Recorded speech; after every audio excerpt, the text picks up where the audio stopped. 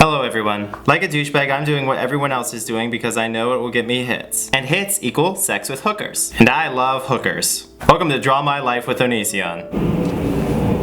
Sorry, there's a plane flying over right now. So it all started when my mom pushed me out of her vagina. She was impregnated by my dad, who had a banana. Anyway, so my head was like this big and my chest was like this big, so you can assume that the experience for my mom was pretty painful. Anyway, so when I initially came out, I wasn't breathing due to the fact that I had my umbilical cord wrapped around my neck 3 times. Or 4 times, or whatever. A few months back, the doctor said I was going to be born retarded, so my mom should abort me. But being the good Seventh-day Adventist she was, she said no. So this is awkward. I don't really remember much of anything before the age of 11. And considering my father's an accused child molester, that's probably not a good thing. Stupid planes flying over again. Anyway, so I just want to emphasize that my dad is accused by many people. So when my mom found out, she divorced him and I was only 2 years old at the time. So most of my childhood it was just me, my mom, and my 2 sisters. So through most of school I was made fun of having the last name of Jackson. Everyone said I was related to Michael Jackson, and people made fun of my giant head a lot. But eventually I grew into the size of my head and now no one picks on me for it. I jumped from school to school a lot during my childhood. That's me on a pogo stick jumping. Eventually I was in one place long enough to get a girlfriend and lose my virginity. We broke up like 8 times and eventually it was just over. Most of my high school days were actually spent in college, so I would get more credits for less time. I graduated on time and shortly after joined the US Air Force. I tried to be special forces but then flunked out of that because I refused to kill and eat a rabbit. And even though the Air Force realized I wasn't even able to kill a little rabbit, they decided to put me into security forces. So I trained to become a cop, I graduated on time, and then was sent to Oklahoma. I volunteered to be deployed to Iraq twice, but they always listed me as a backup or told me it just wasn't my time to go yet. So then I thought to myself, I hate Oklahoma, and decided to volunteer for South Korea. If you think this is racist, you need to watch South Park more. Anyway, so for some reason a few months later they sent me right over. And after a year or so of being in South Korea, I had a mental breakdown and almost killed myself. But nobody knew I had a mental breakdown because I did it quietly with a 9mm to my head. Yeah, I have no idea what that is, I'm sorry.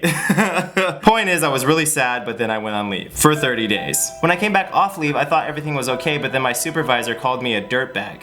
So I turned to my weapons and confessed to somebody that I was suicidal. They promptly sent me over to a therapist where I realized that the reason I was so suicidal is because I was serving an institution which represented death. So I filed to obtain conscientious objector status, and then after about 6 months of waiting for them to finally discharge me, I decided to strip naked in my boss's office due to the fact that they attempted to give me a letter of reprimand based on something that was absolute bullcrap. I was then thrown in jail for about 10 minutes for stripping down naked in front of my boss, but they let me go eat lunch if I promised to keep my clothes on. Anyway, then I got demoted from senior airman to just airman first class. Anyway, a couple months later I was honorably discharged. But that's probably because other than me stripping naked in my boss's office, I had never gotten in trouble. So I served a total of 3 years and 6 months in the US Air Force. And now I'm all about peace. But anyway, for those of you who don't know, you know when I had that M9 to my head and I was incredibly suicidal thinking about pulling the trigger?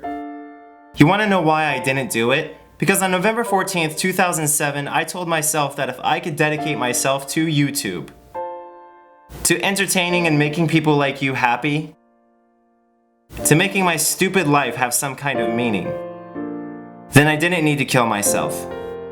Because I had something to live for. And that's you. So, with all that being said, thank you so much for watching this video. Sorry I'm tearing up a little bit. This happens when I talk about my story, but the point is, I really appreciate you guys. Thank you for making me feel like I'm not completely worthless.